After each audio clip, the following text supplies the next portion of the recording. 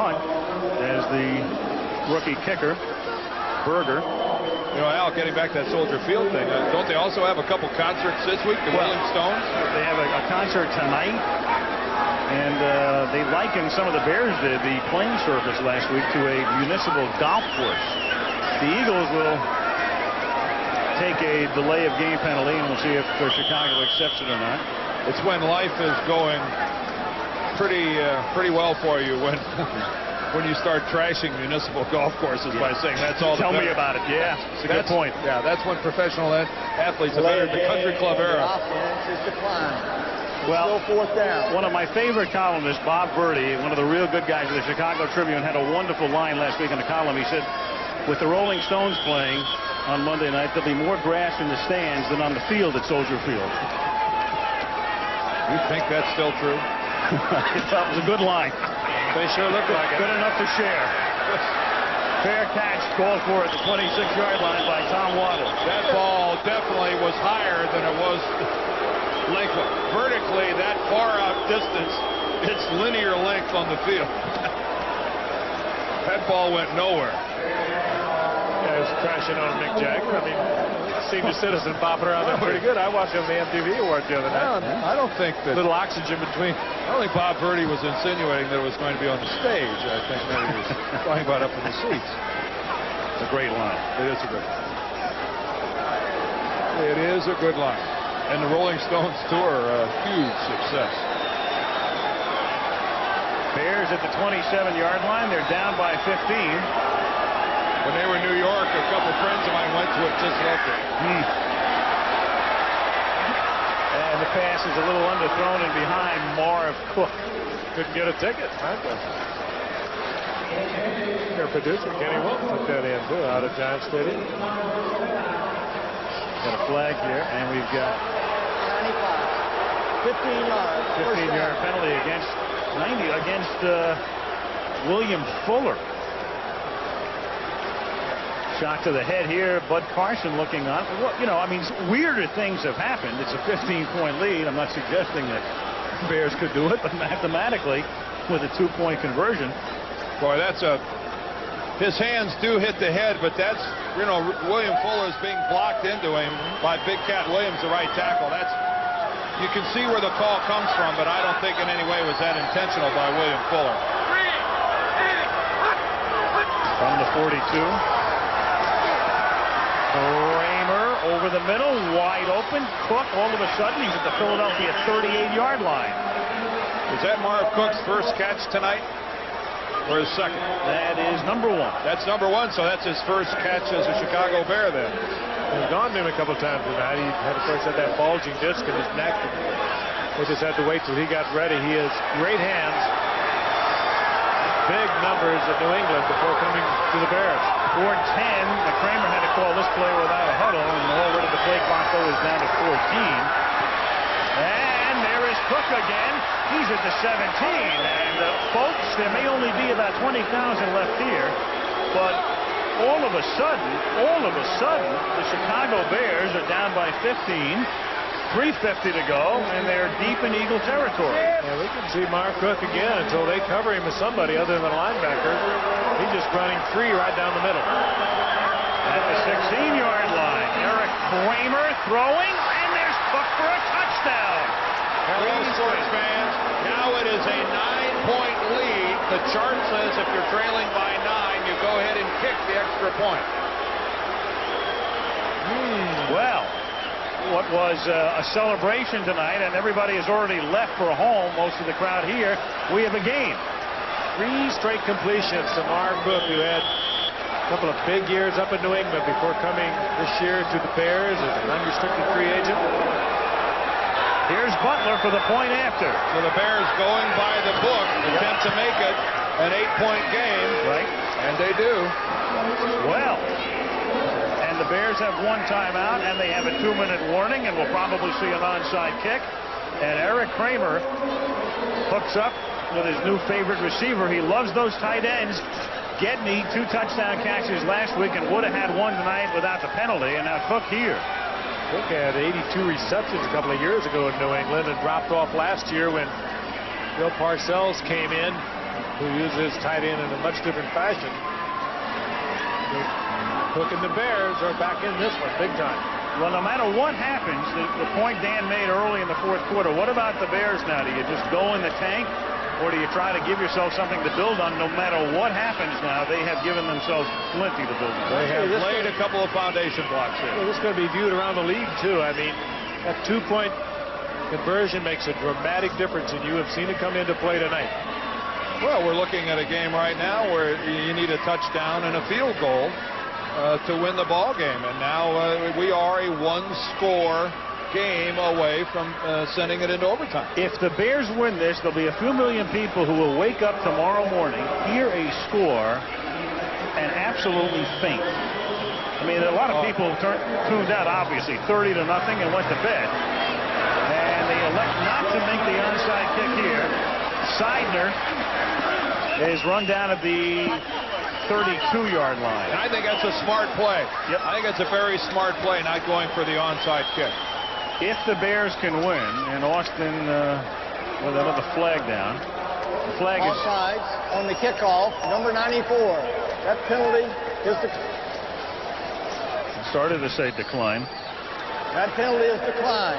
All right, that's John First down, Philadelphia. Theory.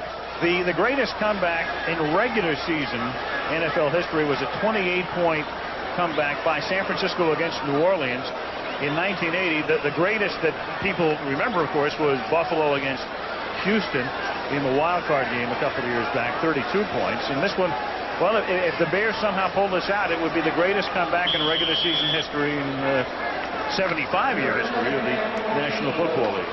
I think you tend to do if you are the Eagles is to get very conservative at this point. What they really need to do is go back and play this game the way they were playing in the first half through the third quarter.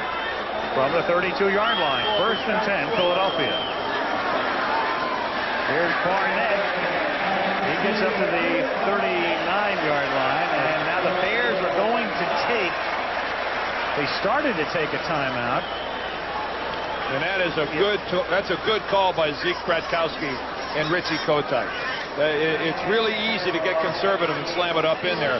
Go ahead and throw the ball if they're going to give you that pattern. It's a good call by the Bears here, too. One of them started to call a timeout, and another came in and said, no, not here. You don't want to take the timeout on 2nd and 3. And Barnett, your last timeout. Why is he staying inbounds?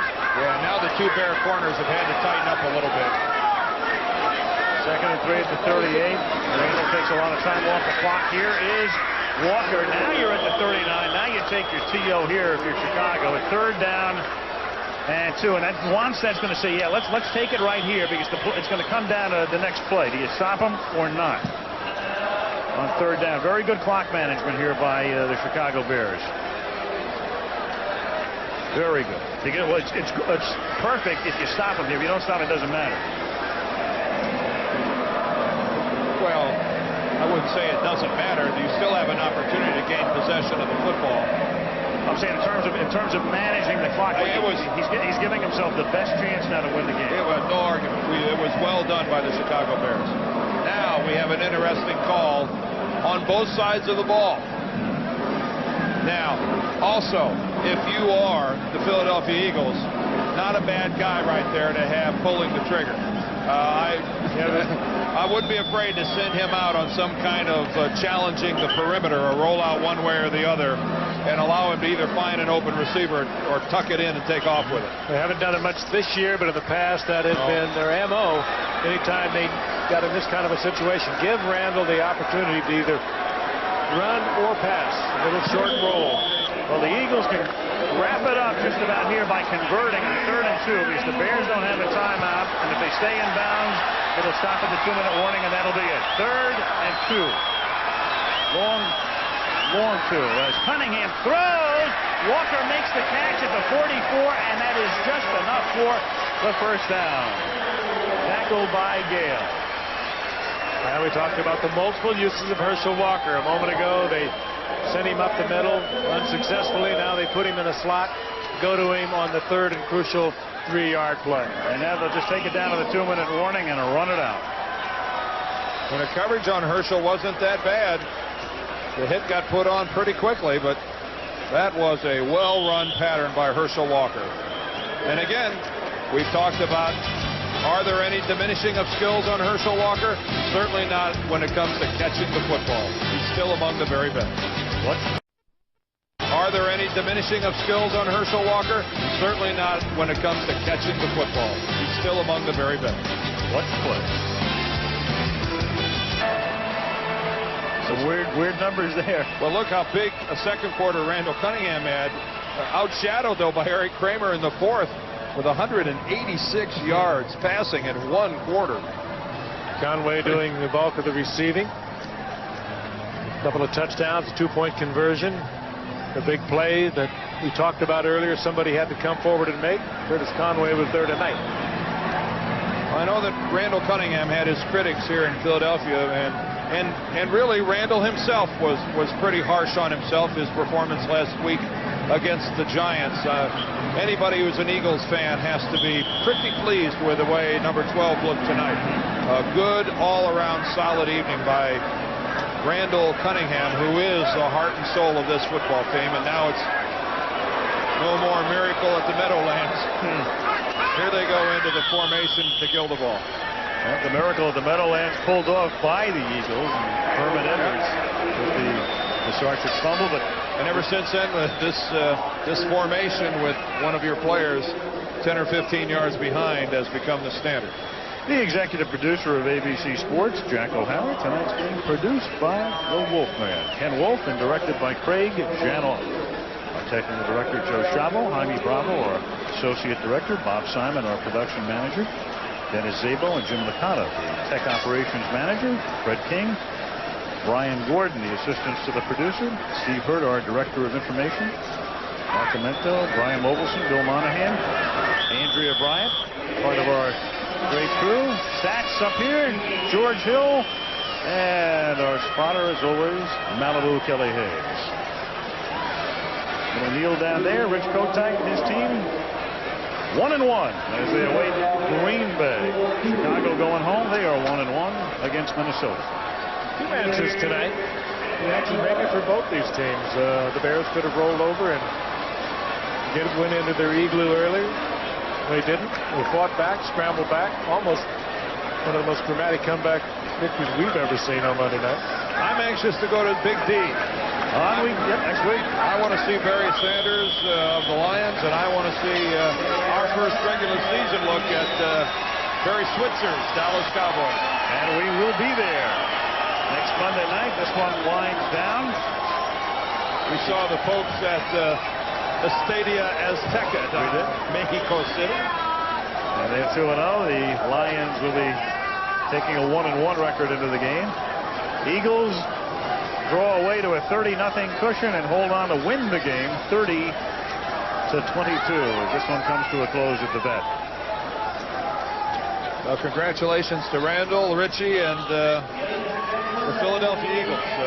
Nice comeback after a really disappointing performance last week against the Giants. They've got to feel good about what happened tonight, even though they had a fourth quarter letdown. Eagles win by 8. Talk to you next week from Big D. Until then, Al Michaels, Frank Gifford, Dan Deerdorf with Lynn Swan. Good night from Philadelphia.